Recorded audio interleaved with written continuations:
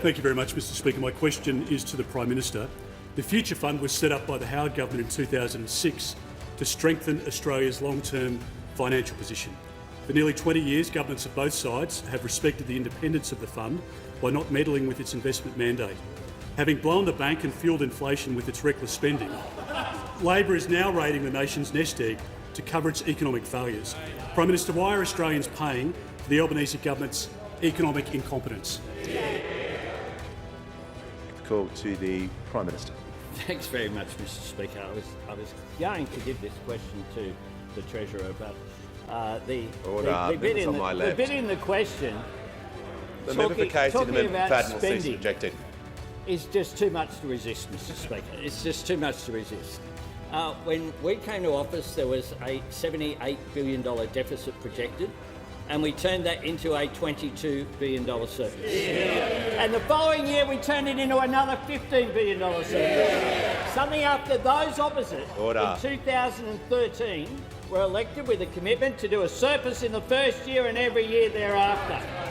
None for nine, you genius. But in spite of the money ripped out of health, money ripped out of education, money ripped out of services, places like Veterans Affairs where people couldn't get their payments done, in spite of the robo-debt debacle and everything that we've seen, they ran deficit after deficit after deficit, time after time after time. Order. The Minister for Infrastructure and the Treasurer. The Leader of the Opposition is entitled to raise a point of order, and he shall do so now.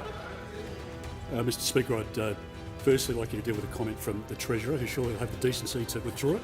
The order. Members on my right. The Treasurer's going to withdraw to help else. Mr Speaker.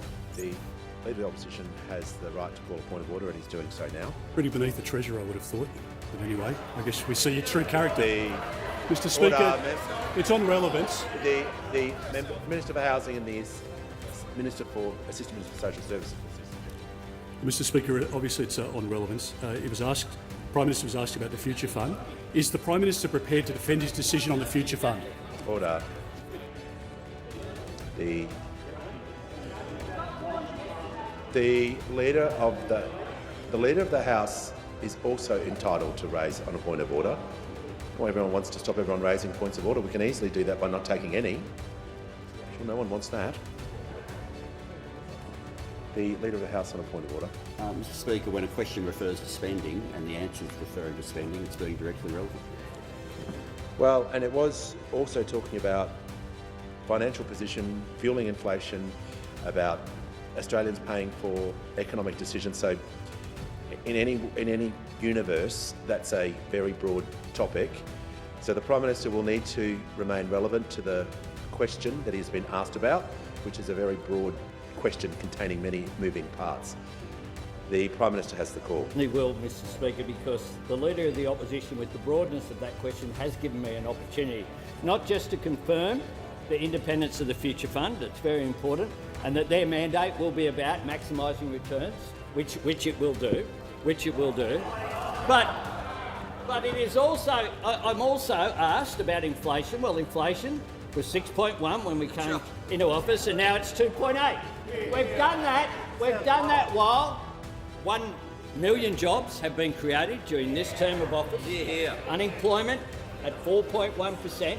Real wages increasing because we want to make sure that people earn more, but also tax cuts for all Australians because we want people to keep more of what they earn. Across the board, Mr Speaker, when you look at all of the economic indicators, those opposite, the Leader of the Opposition stands and asks a broad question about the economy, and then we see the nuclear overreaction from him when you actually go through what the economic figures are, Mr Speaker.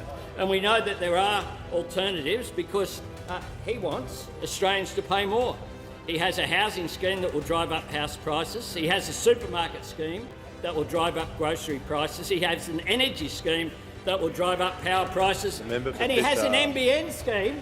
I noticed they want to privatise the NBN now. They want to privatise the NBN. Order. They wanted to privatise the NBN, which we know what the consequences for regional Australia will be.